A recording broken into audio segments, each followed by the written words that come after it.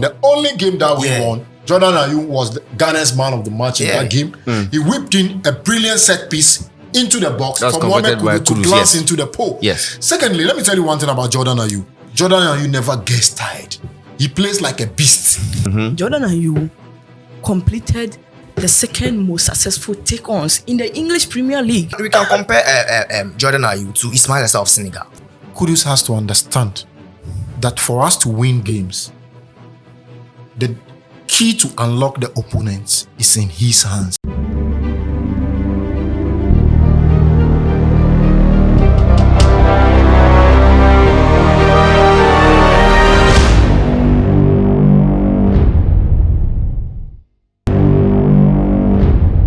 Hello there, welcome to MYBET.AFRICA TV. My name is Anakwa Milabi. And of course, anytime we come here, you know that if we gist and more football conversations we can have. I'm here with the usual suspects, Ayew plus my man Vincent, Ayew plus the only woman in our midst, Ifia, and my man, then they share some story plus we on some games, but later on we go talk about that one later. My man Francis today here. They can't talk about the Black Stars game where they can happen this Friday in Kumasi. We all know the Black Stars here. As it stands now, they be dear to our hearts. Everybody want to talk about Black Stars. Everybody wants to know what the Black Stars has to offer. We are playing our first World Cup qualifiers against Madagascar in Kumasi. And before I even say anything else, we are sponsored by Aqua Blue. This is the water way if you drink. If you get more energy, then take out better bet on MYBET.AFRICA.com. So after the bet, then they drink Aqua Blue on top. Then everything will go on perfect for you. Now, I think a few days ago, Coach Chris Hilton was under some serious fire. We're going to touch on that as well. But before I start, let me just run you through the squad list for this particular game coming up. We have the goalkeepers, Lawrence Atizigi. We have Joseph Wallacott, Richard Ofori. These are the three goalkeepers that have been called into the squad. We also have Ali Duseidu, Dennis Odoi, Gideon Mensah, Abdul Fattah Hamid, Kasim Adams, Nicolas Opoku, Daniel Amate, and Abdul Mumin. These are the defenders that have been called for this particular game. Coming to the midfielders, we also have Baba Idrisu, Majid Ashimeru, Abdul Samed Salis, Edmond Ado, Mohamed Kudus, and Andre Ayew. Wingers, Osman Bukari, Enes Nwama, Jordan Ayew, Kamadin Sulemana, and the forwards we have Iñaki Williams and Antoine Semenyo, and of course Jonathan Sowa. These are the players that have been called into the squad to face Madagascar in Kumasi. Let me quickly start with my panel here. Let me start with Francis. He's the one on fire this afternoon. Francis, you've seen the squad. You've heard the ins and outs of what's happening in the Black Star squad right now. What do you think about the squad that the coach has mentioned? This is the best players he has at his disposal. Mind you, we are rebuilding the team. And I think what I'm happy about is I can see a blend of experienced and inexperienced players. Mind you, the reason why we never qualified to the 2018 FIFA World Cup in Russia was because of the fact that we experimented with the qualifiers and Ghana never won a single game at home. So how were we going to qualify? So we should learn from that. In the past, in 2005, we did the same thing. We qualified when we had a blend of the old guys together with the new guys. 2010, we did the same thing. We qualified. 2014, we qualified. 2018, we said, okay, because of the brouhaha in 2014, let's wipe up the entire team and then have new breed of players. We did that. It never worked, but we came back stronger. And then we qualified for the Qatar 2022 FIFA World Cup against all odds against the Nigerians. We managed to qualify on the away goal rule. So I think the squad I have seen so far, trust me, I love what I have seen. The fact that I'm disappointed in one call-up, I wanted to see Mubarak Wakaso back into the team. Because all the holding midfielders, except Thomas Partey, none of them are wall beaters. And one thing about Mubarak Wakaso is whenever he plays for the Black Stars, he gives out his best. He's just like Suleiman Tari. The game he will never be a bad player in a game. Even though if we will lose the game, he will give out his best. But if you look at our central defensive midfield position, yes, you mentioned Abdul Salih Samed. For crying out loud, which big opposition have we ever played? And Abdul Salih Samed stood up to the text. We went to the World Cup. Yes, to me, he's an average player. He plays beautifully for FC Lens in the French League 1. But with the Black Stars, I'm yet to see him play that role. Like he'll take the game by the scruff of the neck. So if you look at the team, in terms, the strength of this team is in attacking position, where we have good quality explosive wingers. And then we have good central midfielder, central attacking midfielder in Mohamed Kudus.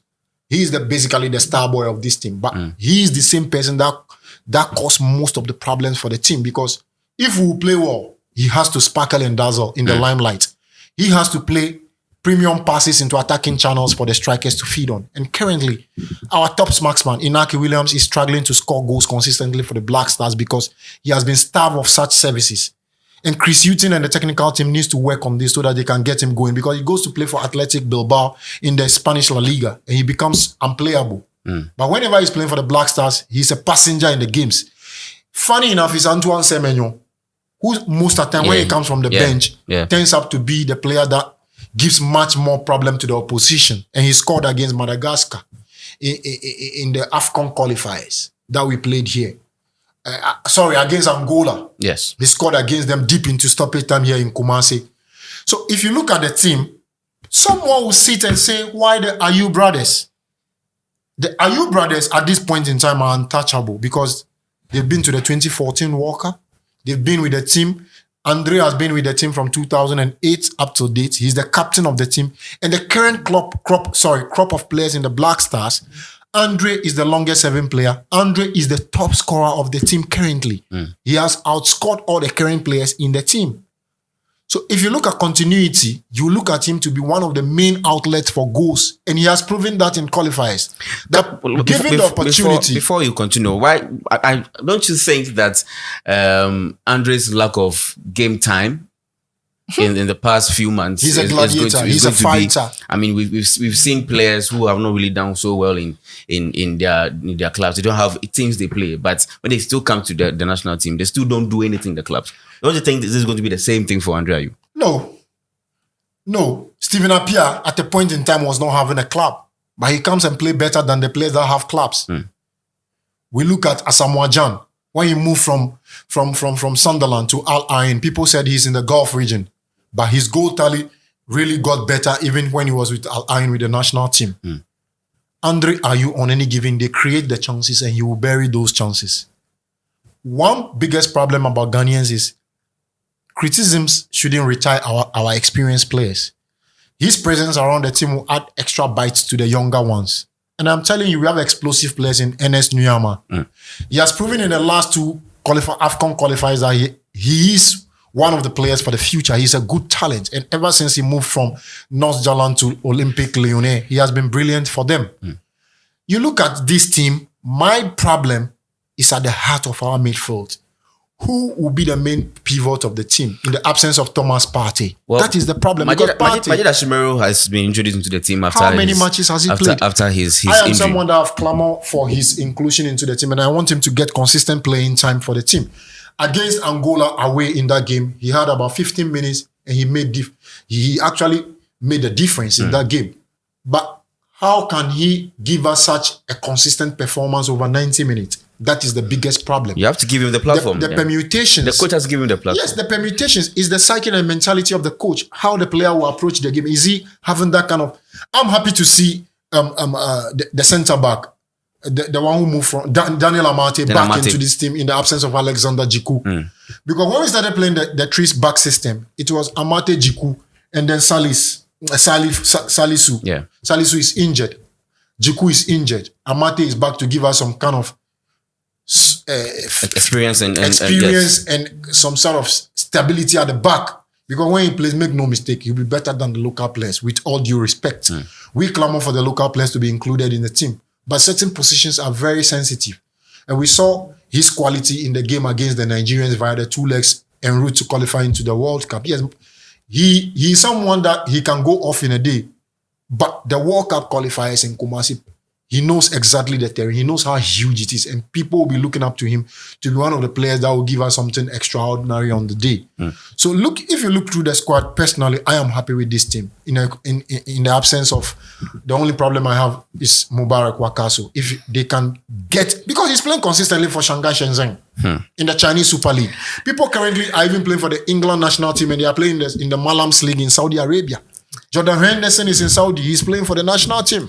Well, let me find Ruben out. Neves is there. He's playing for the national team of Portugal. Let me find out from Ifia what she thinks about this whole Mubarak Wakaso situation. Are you also disappointed that he's not been included in the squad? Not necessarily disappointed. First of all, we have to understand what the coach wants to do.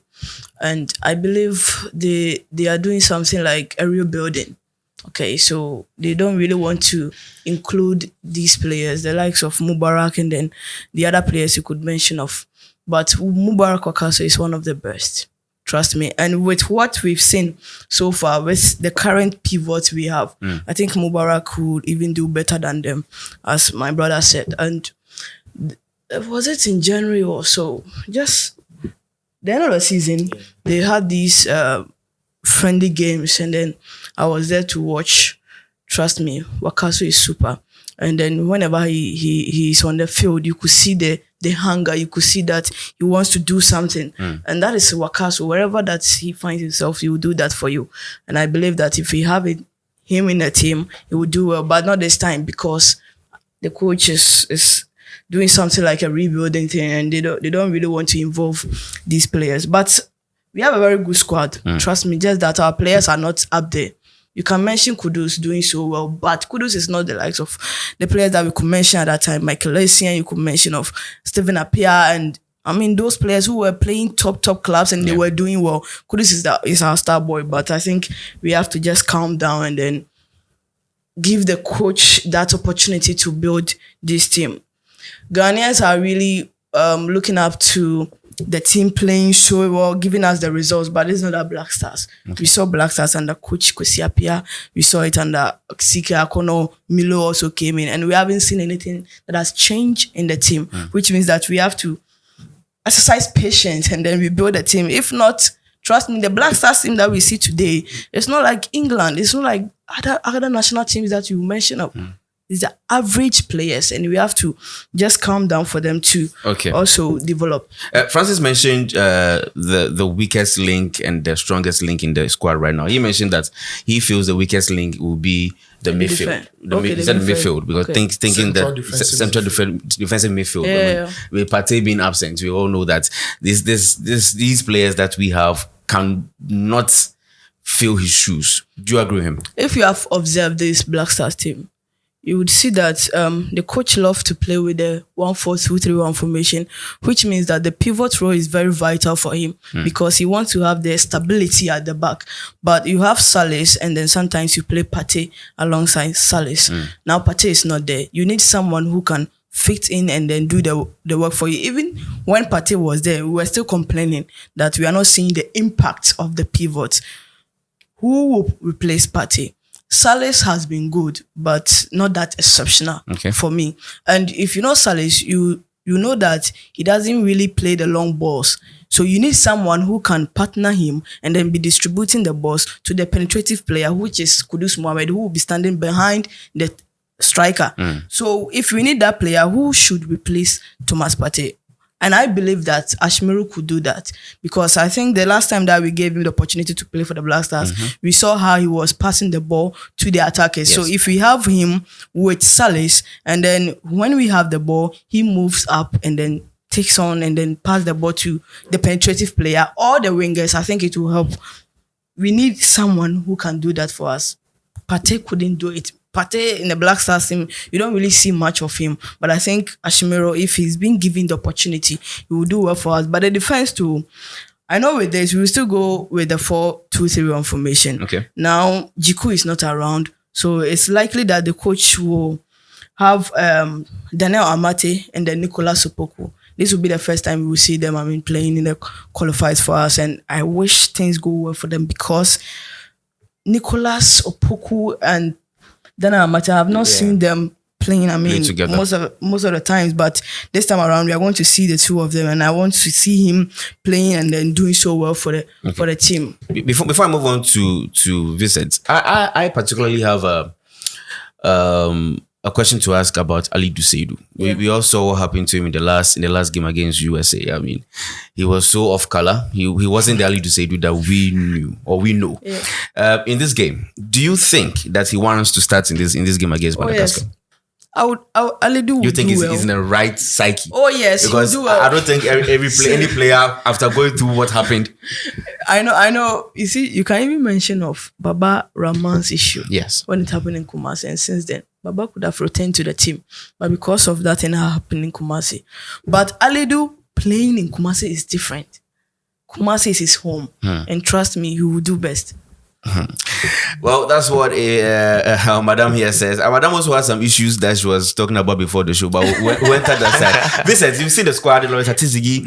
Joseph Wallacott is back in the squad. I mean, after a long injury out of playing football. Yeah. Of course, Richard Ofori is also back in the squad. Let me hear your thoughts on this particular field. Who do you think should start in this game against Madagascar? Well, I think basically we have 3 potential number ones in our team, and basically before the World Cup, Jojo Wallacott was our number one. Yes. Before, unfortunately, he had an injury and he wouldn't go to the World Cup. But I think we've been saying we need challenge in our goalkeeping department. And right now we have Jojo Wallacott, who is also coming to challenge Atizigi, and Richard Ofori, who was also the number one before Wallacott came in. So yes. I think having these 3 goalkeepers in is fine for the team, but then it all depends on the coaching staff, that is Olele and the other staff, to select the best goalkeeper for the team. But then if you look at our goalkeepers, at their club side, they are performing very well.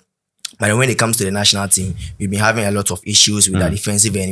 We are without the consistency. They've been conceding a lot of goals. So I think we have good goalkeepers right now, and they are all top-notch goalkeepers. So I think it all depends on the coaches and also Olele to select the best goalkeepers for the game. Sometimes it also depends on how we are approaching the game, because sometimes some game will come, we have to start the game from the back. Maybe some goalkeepers are not good at starting the game from the back, when maybe our opponents are pressing us. It all depends on how we are going to approach the game. So I think Jojo Wallacott being back in the team is a positive for the goalkeeping department. Yeah. So you're tipping him to start this game against Madagascar? No, I think Matizigi has been with the team since the World Cup. He has been starting, and we have to give him the benefit of the doubt to continue. But then we have more games still, the AFCON, and also our preparations towards the World Cup 2026. So I mean, we can rotate them and then see who is going to be the man for the team. Okay. As and now, I'm expecting Atizigi to start. Great. I think another part of the squad that we are not really paying attention to. It looks like everybody feels comfortable around the side is the wingers. We have Osman Bukari, we have Joseph Pentil, and Esnuama, Jordan Ayew. You don't mention it. Jordan Ayew. Ask me the question about that. Jordan Ayew and Kamaldeen Sulemana. These are the wingers we are taking to Kumasi. I think Ghana is having Kamaldeen Sulemana. Yeah, I think Fatah Ishaku has replaced. He's in superb form for Leicester City. Yes. And I think when the list came out, I told the FA that I was surprised that I didn't see Fatah Ishaku in the squad, because since he moved from Sporting to Leicester City, I mean, he's been explosive for Leicester with the partnership with Jamie Vardy and Iheanacho. I mean, the partnership is very good. So I was expecting Ishaku to be in the squad, but then Kamaldeen has been withdrawn and Ishaku has replaced him. So I think Ghana, I can say that arguably Ghana, we have one of the best wingers in Africa. And our wingers, I mean, they are playing very well in Europe. Talk of Ernest Nyoma from Nottingham to Lyon. Although Lyon, they are struggling of late. But then, I mean, he's been an integral part of the team. You can talk of Fatah Ishaku, Leicester right now. Kamaldeen Sulemana, Southampton. I mean, see this guy, Kevin Naves, that guy, Bukari. I mean, he's been fantastic in the Serbian League and the Champions League also. So I think we have one of the best wingers in Africa. If you compare our wingers to the Senegals, the Mali, and we have some of the best uprising wingers. But I mean, we are that Senegal. We can compare Jordan Ayew to Ismail Assar of Senegal. Ismail Assar. Yeah. He add goals to his game. Jordan doesn't add goals to his games. Jordan add fouls to his game, just like we'll come to that particular conversation. So I think with our wingers, that's why Ghanaians we don't have issue. I mean, Ghana being a football nation, we've seen a lot of a lot of good wingers. Are we still a football nation? Yes. Yes. We are? Yes. Okay, great. We just need to put things right and everything will be fine. So you're not a football nation yet? We are a football nation. So why do you need to put things right if you're a football nation? You have to develop the game all the time. As of today, before I walk in here, the Cairo International Sports Stadium that just hosted the 2019 AFCON final is being shut down for renovation. When was the last time the Accra Sports Stadium got shut down? When was the last time the Kumasi Sports Stadium got shut? It has to take CAF and FIFA to force us to close it down, to renovate it within 2 weeks or 3 weeks to host the double header with Nigeria. Yeah. Because we were on the verge of playing that game on a neutral territory. Neutral grounds, yeah. So that's how bad it has been. And we just need to upgrade our facilities. 2 days ago, the boss of the National Sports Authority said he's urging or daring Clubs to build their own stadia. So that's how huge it has become. And that's how terrible it is for us in terms of managing our infrastructure. And those are the things that will develop the game. Basically, we've seen only one man. He came here to do attachment. Tom Venom, the super agent. Out of him, Ghana can boast of Kudus, Niyama. And there is one guy currently at the club. He's an explosive winger. Osman. And the way he manages to produce such caliber of players is something that it's something we should manage to wrap our heads around and try to produce such players. So if you go to his edifice in Akosombo Akuse, you'll be wowed by the kind of facilities you see there. Last 2 months, they opened an ultra-modern facility in Cairo, Egypt. That one is for the entire African continent. So they can handpick you from Ghana and take you there. So it's all about sporting talent. And it is the infrastructure. When the infrastructure is not right, the basics will never be right. In Ghana, we are a footballing nation. Any given day, we'll forever remain a footballing nation. Because if you go out there onto the streets of Nima, onto the streets of Medina, Shukura, Fadama, everywhere, in the Volta region, Ashanti region, you will get the talent. But after taking the talent raw, they need to be polished. And it is the facilities, the environment that you use to breed them is the most important thing, my friend. Let me quickly move on to the conversation that I personally have an interest in, is the Jordan Ayew conversation. Personally, well, let's give Jordan Ayew some credit. He's been doing very well this season for Crystal Palace. That will give to him. Nobody will tell me, say, they try. He did try. Okay. But we know how Jordan Ayew is when he comes to the Black Stars. In recent time, we've seen him do a few, okay performances. Well, that's what I think. I'm looking at it. Why are you looking at me? It is you I'm looking at. I'm really listening. It is you I'm looking at. She's actually reading about Jordan Ayew. You're no problem. Well, before we started the show, she mentioned that I've seen a lot here. Yeah, she mentioned that he's been the most fouled player in the EPL. And that we all know. But how is that going to help us in the Black Stars? Help you? That's a question to you. If one thing we've not been putting much attention on is our set pieces, and we know most of the times we fail to score in the open play. But then if we are able to capitalize on the set pieces, which means that we could even get goals from there. And that is where Jordan Ayew comes in. So you have Jordan who is giving you more fouls in a game. Where are the players who could convert these set pieces for you to get the goals? And you know that we have not been scoring a lot, just 7 goals in our 7 games.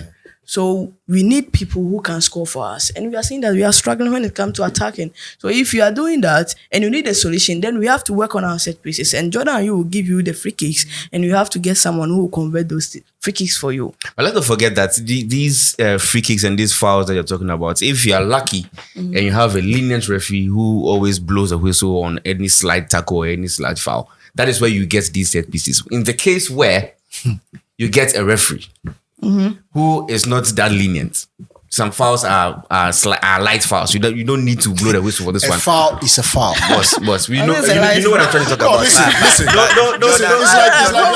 It's like you're touching me. No. It's like you're touching me. Let me finish. Let's not play that card right now. That a foul is a foul. We've seen referees who allow some fouls to just pass because and you foul, sir. Just like the goal Arsenal considered against Newcastle. So you have examples yourself. Thank you very much. You have examples yourself. So I'm saying, in the case where you get a referee who doesn't book some of these fouls or and you foul. Because we've seen Jordan and you dive so many times and get fouled. See, hold on. One thing I want to say, one thing I will tell you about Jordan Ayew is Jordan Ayew currently is untouchable.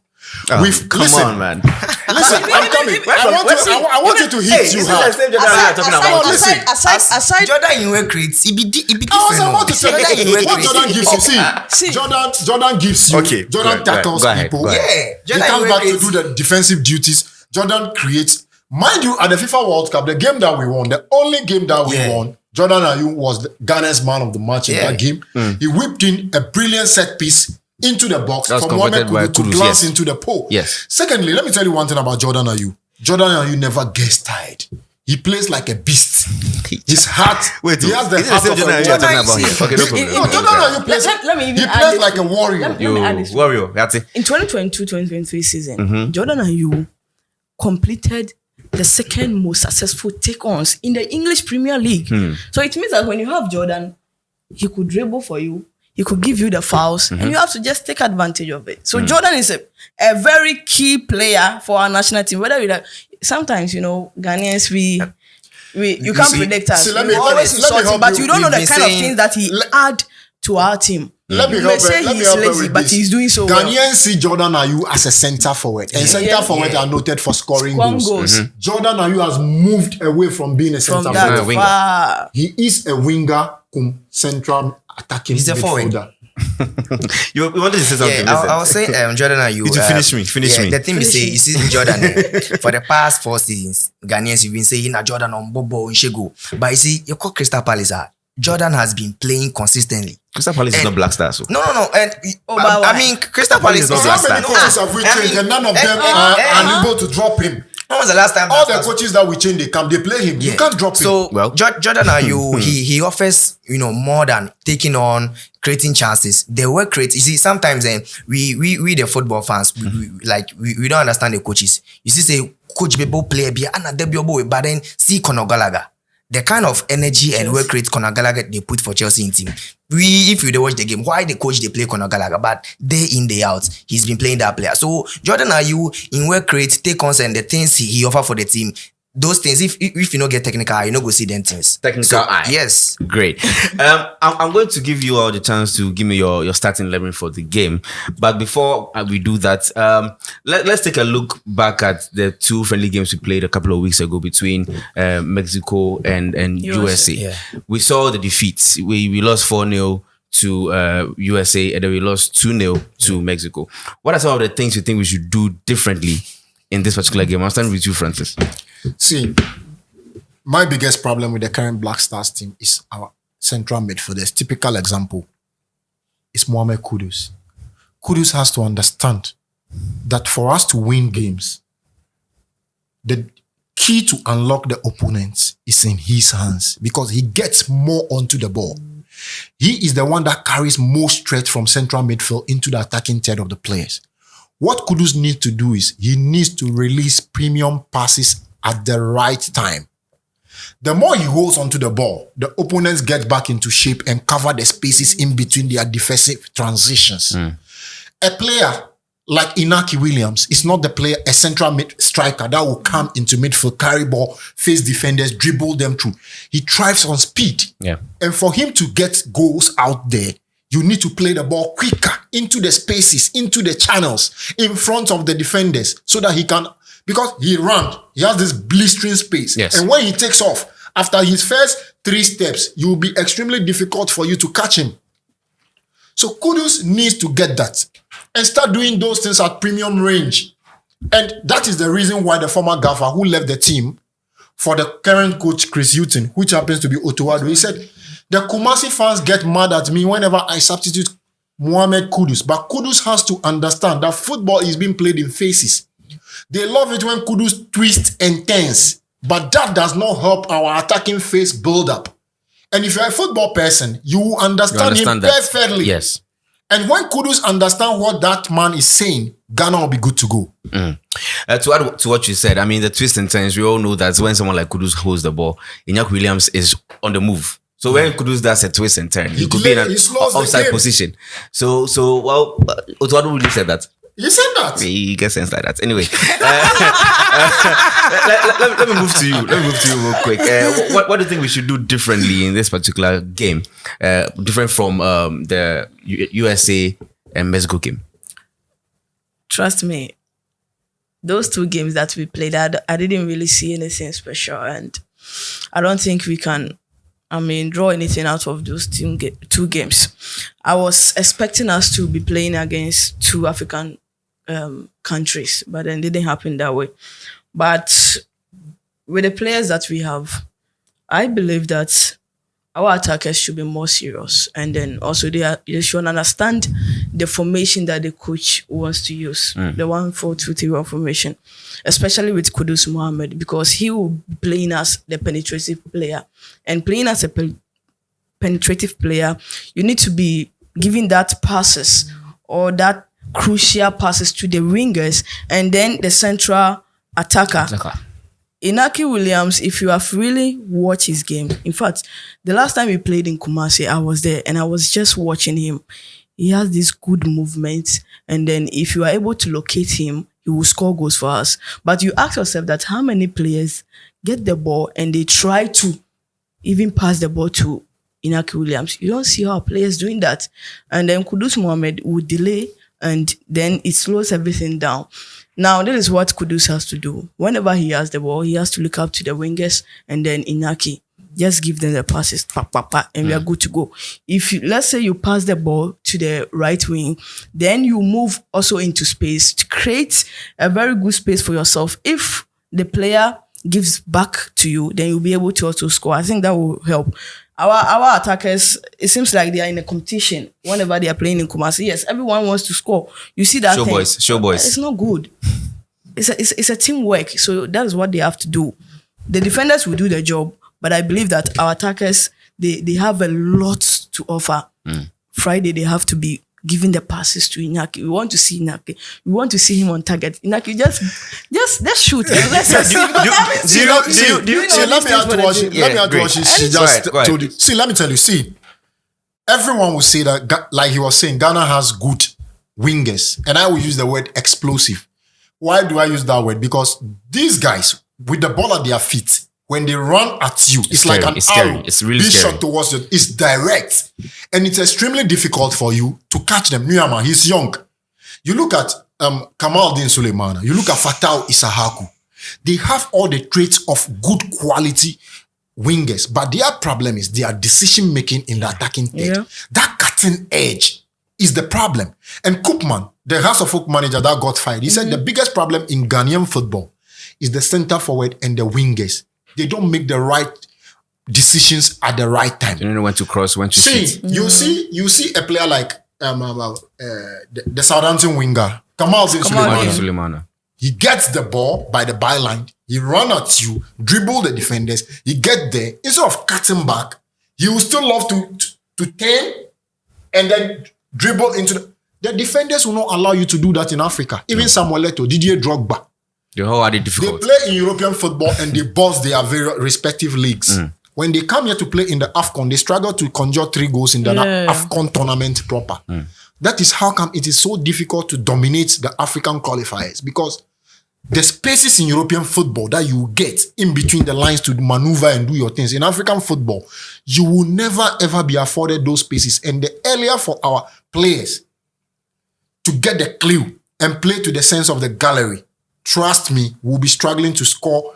You know, Ghanaians love to see 2, 3, 4 goals. Yes. But the caliber of football that we are playing currently... In fact, the people in Kumasi. Yes, the caliber of football that we choose to play these days will not afford us such results until we change our approach. One goal projects. We can't get premium goals in every match. Yeah, quickly, Vincent, let me hear your starting 11 for the game real quick. Well, my starting 11, I'll go in for the goalkeeper. First, let me know what formation you want to choose. She's already mentioned they're going to go for 4-2-3-1. With the formation right now, this is a question I really want to ask, because going to the World Cup, because we had our defender Salisu, because we had Daniel Amante and we had Jiku. We played 3 back. So I want to know if Chris Hilton is going to stick on the 4-2-3-1, or when Salisu and Jiku are back in the team, then maybe you're going for the AFCON. Are you going to switch to the 3 back? We just have to get a consistent system that we have to focus on. So, but I think in this game, with our previous matches, when Chris Hilton took over, he's been playing 4-2-3-1 formation. So, I think that is the same formation we're going to use against Madagascar and also Comoros. So, the game in Kumasi, I think you're going to start Loris Atizigi as usual, and Ali Duseidu will play at the right back. I heard you were saying that Ali Duseidu was our 4 in our previous game. That game, you don't know. Oh no, I mean he was playing as a centre back. No. Ali Duseidu gets pumped He out. was playing as a centre back. game, And that day the defenders, I mean, we were playing very bad, so you can't pinpoint him. So I think Ali Duseidu is going to play. And most of the time he gets pumped out in Kumasi. He normally That's plays his for the home. Kumasi. That's I won't his be home. surprised if he's. But real quick, let me hear that. Ali Duseidu will be at the right back, and the left back is going to be as usual Gideon Mensah. So my centre pair is going to be Nicolas Opoku. Nicolas Opoku has been with the team since 2017. It's quite unfortunate that anytime you're going for a major tournament, then he's injured or something. So Nicolas Opoku and Daniel Amate, I mean they've known each other for a while. So I think I'll go for that centre pair. With the midfielders, I'll go in for Salis and Majid Ashmeru. With we struggling to have a midfielder who is going to be the liaison between the defenders and the attacking third. I think Majid Ashmeru coming in can do that job for us, and also Majid Ashmeru. And I think I'll play Mohamed Kudus as the in front of the pivotal two. Okay. I'll play Usman Bukhari, Jordan Ayew. Then I think I'll go in for Inaki Williams, and I'm expecting the midfielders to supply Inaki Williams and also Mohamed Kudus to release the ball, and also so that when we get to the attacking box, then maybe he can hold on to the ball, then get some infringement that can benefit the team. But then when we are in the transition phase, I'm not expecting him to be holding on to the ball so much. So I think the 4-2-3-1 formation, that is the lineup I'm expecting Coach Chris Hilton to. Your score prediction? Ghana is going to score 2-0, and I see Inaki Williams scoring his first goal for the national team. Madam, they watch your face. Yeah, it's 2-0. 2-0. If you let's go. My lineup is not different from his. Okay. The same thing. Same thing. Yes. But as he mentioned, we want to see Kudus Mohammed giving out the balls at the right time. And if you have watched his games at West Ham United, you could clearly see that he just released the ball sharp. Exactly what I'm expecting from him. And then when we have free kicks, direct free kicks, he should be able to place the ball at the back of the net. Okay, your score prediction for the game? 1-0. Oh, yes, 1-0. 1 goal project. Yes, 1 goal project. Big man, Francis. I'll go for the 4-1-3-2 formation. Wait, the voice in your head, they tell you this one too. Yeah, 4-1-3-2. The voice where you say make you put the money for his side. It will work perfectly. I wish my good friend is listening to me, the coach. Okay. I will start with Lawrence Atizigi because he has been brilliant for us ever since Ofori and then Walcott got injured. So they need to battle him back to for the position. So he should be imposed. Ali Duseidu number 2. Left back Gideon Mensah when fit. He's a brilliant player. You have centre back pairing of Daniel Amate and Nicolas Opoku. In the match against Liberia at Accra Sports, Nicolas Opoku played a brilliant game. Yes. In central midfield, the holding position, I'll play Baba Idrisu for Shege reasons. He has proven that he's a good holding midfielder. Yeah. For now, he is my personal good holding midfielder. I will play him ahead of Salis as a lone holding midfielder. And we are playing at home in Kumasi. We need goals. So I will search forward into... He's the only holding midfielder I'll play in this team. 4-1-3-2. Okay. In terms of the attacking midfield position, I'll play the star boy Mohamed Kudus in the number 8 position. And I'll flank him with Enes Nyama together with this guy. What's his name? Joseph Pencil, because he has been Bukhari. No, I'll play him. I'm shifting. I'm doing my formation. Yeah. Forget 4-1-3. 4-1-3-2. Kudus central attacker. The wingers should be Enes Nyama and then Jordan Ayew. Okay. Then on top, I'll play 2 attackers. I'll play Usman Bukhari and then Inaki William on top because I need 2 extra bodies to the penalty box. They should be hugging the box. Create the chances. Usman Bukhari is not being played at Real Star Belgrade as a winger. He's being played as a striker. He drifts inside and he has goals in him, both in the Champions League and in the league. So such a player, you don't need to let him be on the wings. Play him closer And Inaki Williams does not have the confidence in the Black Stars to play as a lone striker. So pair him with someone so they can complement each other. Yeah. They can play off the shoulders of each other. And with that, they'll score goals for you. Producer, am I allowed to also talk about my... Okay, so I'm playing... so I'll stick with a 4-2-3-1 formation, just like my madam and Vincent has said. So Lawrence Atizigi in goal.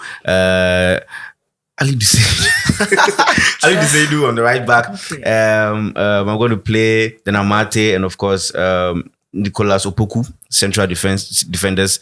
And of course, on the left back, Gideon Mensah is going to be the midfield. I think I'm going to go with the Baba Idrisu issue. Okay. I think I'm going to stick to Baba Idrisu and Majid Ashimeru. I'm going to play Kudus in front of the pivot. I'm going to play Bukari on the right. Jordan Ayew on the left. And then, and of course, Inaki Williams in the striker's position. So, Inaki Williams alone is not working. So for us to accommodate him and create and help tweak something around him, ever since he has started playing for us, we've never played him in a 2-man top formation before. Yeah. As Jan, people were saying Jan was playing basically a lone striker, but he played with the chap that unfortunately lost his life. Yeah. Raphael in some matches he played with Majid Waris. Yeah. He played with Matthew Amwa. He played with Jordan Ayew. So yes, in games we play the two top, but just the people are just so blind because his performance is basically shattered or shadowed everyone. So why don't we tweak it for once for Inaki and see if it will work?